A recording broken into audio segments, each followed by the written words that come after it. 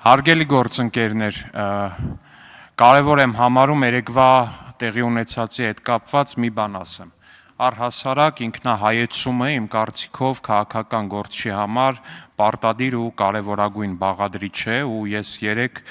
նորից նայել եմ մեր երեկվա նիստերը, լսել եմ ձեր հնչեցրած մտահոգությունները, թե դահլիճում, թե դահլիճից դուրս նաև, առնվազն դրանց տակ որոշակի լեգիտիմություն կար ու դրանից հետևություններ կարվեն։ Սա առաջինը,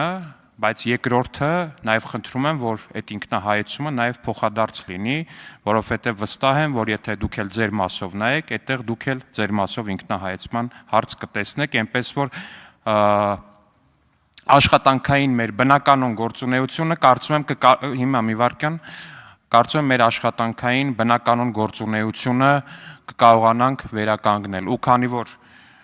քվորում ունենք հարգելի գործընկերներ, գիտեք որ 10:10 կմեկնարկի 12 մշտական հանձնաժողովների նախագահի թեկնածուների ընտրությունները, հիմա վարման կարգով Դավիթ Ղազինյան, համեցեք պարոն Ղազինյան։ Հարգելի գործընկերներ,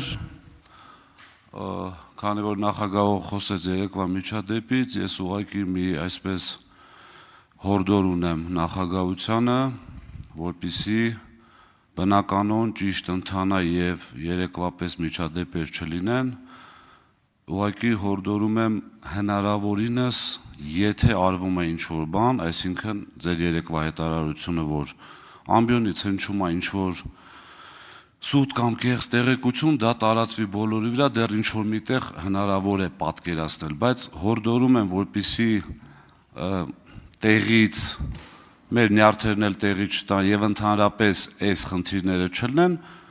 ընդհանրապես նիստը